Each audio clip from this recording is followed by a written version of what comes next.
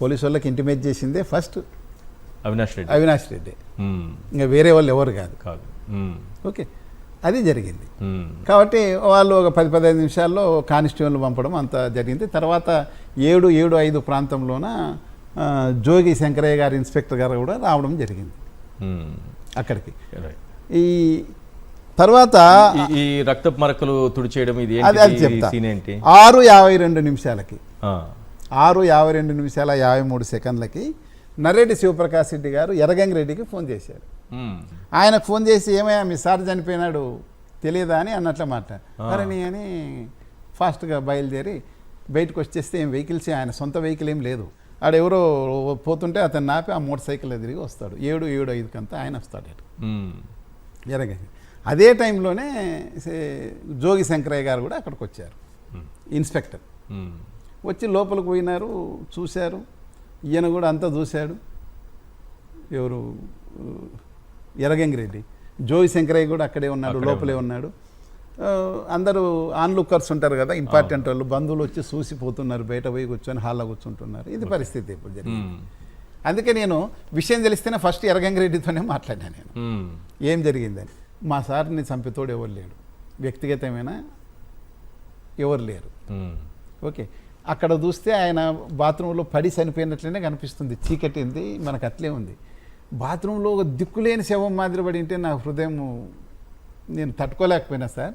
నేను ఏమీ క్లీన్ పెద్దది వేయించలేదు. ఆ మంచం కింద ఉన్న బ్లడ్ మాత్రం, ఎందుకంటే ఆ డెడ్ బాడీని తీసుకొచ్చి అక్కడ పండబెట్టాలి కదా, ఎక్కడ హాల్లోకి తీసుకురాలేం కదా, హాల్ కిక్కిరిస్తుంది అప్పటికి. ఓకే, ఆ డెడ్ బాడీ తీసి నేను బెడ్రూమ్లోనే పండబెట్టాల, అంటే జస్ట్ బాత్రూమ్ ముందురా అదింత ఏరియాలో నేను 16-6 క్లీన్ చేశాను అంతే.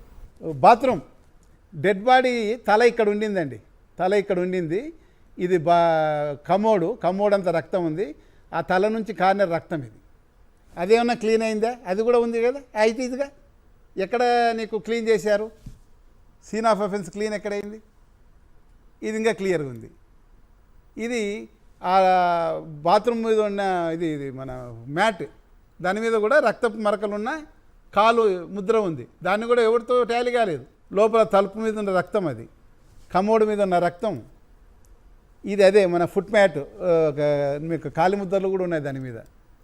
తర్వాత అదే రక్తపు నీళ్ళు శుభ్రం చేసింది అట్లే పెట్టినారు బాత్రూంలో. పోలీసు వాళ్ళు అన్నీ సీజ్ చేశారు అవన్నీ. ఇది సీను పెయిన్ ఉంటూ తీస్తే అది ఫోటో తీశారు. ఇది అన్నీ యాక్టివ్గా బ్లడ్ అంతా ఉంది, ఏది పోలే.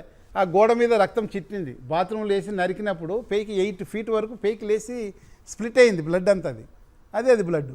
ఇది లోపల నుంచి బాత్రూమ్ తలుపు లోపల వైపు నుంచి బాత్రూమ్ ముందు ఉన్న ఫుట్ మ్యాట్ పై ఒక రక్తం తరిసినది ఉంది.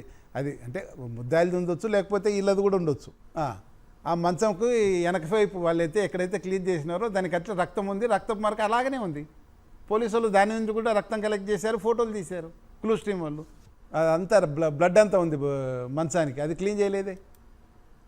ఇది బీరువా కింద రక్తం, వెనక వైపు ఇది కింద అంతా రక్తం ఉంది చూడండి మీరు అడుగున. వాళ్ళు క్లీన్ చేసినారని చెప్పిన ప్లేస్ అది. అన్ని బ్లడ్ యాక్టివ్గా ఉంది. అదింత మాత్రం క్లీన్ చేశాను. ఆ దాంట్లో కూడా బ్లడ్ కనిపిస్తుంది, పూర్తి క్లీన్ కాలే.